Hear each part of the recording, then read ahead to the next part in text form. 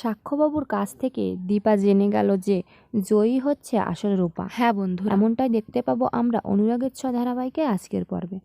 রূপা যখন অসুস্থ অবস্থায় মা মা বলে ডাকতে থাকে, তখন বাইরে গিয়ে সাক্ষ্যবাবুকে দীপা বলে যে কোথায় জয়ীর আসল মা, তাকে এখনই আপনি নিয়ে আসুন, কারণ জয়ীর এমন অবস্থায় ওর মাকে খুব প্রয়োজন। তখন সাক্ষ্যবাবু জানায় যে তার মা বাবা কে তা সে জানে না, কারণ সে শুধুমাত্র তার দেখাশোনা করেছে।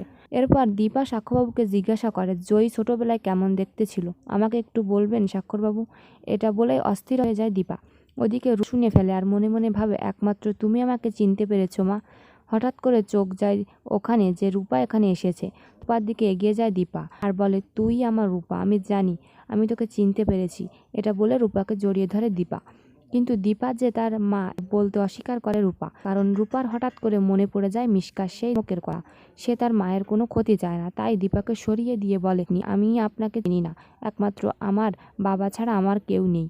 উনি সূর্যকে নিয়ে বিয়ের কার্ড পছন্দ করার জন্য বসে চারু। তো এসব ভালো লাগে না, তাই সূর্য চলে যেতে থাকে। তখন পেছন থেকে ডাক দেয় চারু, বলে সব কিছু ভুলে শোনা চাওয়া অনুযায়ী আমরা আবার সব কিছু শুনতে পারি না।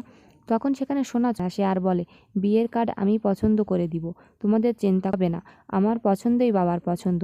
সূর্য আর এসব নিতে পারে না, তা সেখান থেকে চলে যায়। ওদিকে জয় বাড়িতে ফোন করে আর ফোন তোলে জয়ের ছেলে দীপ। তখন তার সঙ্গে কথা বলতে থাকে। উর্মি হাত থেকে ফোনটা কেড়ে নেয় আর বলে জয়, তুমি এখানে ফোন করেছো কেন?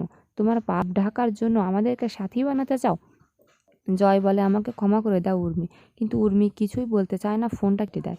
ঠিক তখনই সাক্ষরবাবু উর্মিকে ফোন দেয়। ফোনটা তুলেই উর্মি ধমক দিতে থাকে। সাক্ষর মায়ের গলা শুনিয়ে উর্মি বলে আমি বুঝতে পারিনি আপনি ফোন করেছেন। এরপর সাক্ষরবাবু জানায় তোমরা কাল আমার বাড়িতে আসবে, কারণ আমার একটা পার্টি রয়েছে। এটা বলে ফোনটা কেটে দেয়। অন্যদিকে সূর্য দীপাকে ফোন দেয়। দীপার সঙ্গে কথা বলার সময় সেখানে চারু চলে আসে আর বলে তুমি এখানে বাইরে কি করছো এত ঠান্ডায়? এত ঠান্ডায় থেকো না, তোমার ঠান্ডা লেগে যাবে। আর আমার ঘুম আসছে না, তাই এখানে এসেছি, ঘরে চলো। ফোনে এসব কথা শুনে চারুর মুখে কান্না করে দেয় দীপা আর ফোনটা কেটে দেয়। অন্যদিকে সকালবেলায় দীপার পরিবার আর সাক্ষ্যবাবুর পরিবার সহ নাসের স্কুলের সবাই দীপাকে সারপ্রাইজ জানায়। সারপ্রাইজটা পেয়ে খুবই খুশি হয় দীপা। তো বন্ধুরা, দীপার জীবনে আবার সব খুশি কি এভাবে ফেরত আসবে? কমেন্ট করে জানিয়ে দিন আপনাদের মতামত।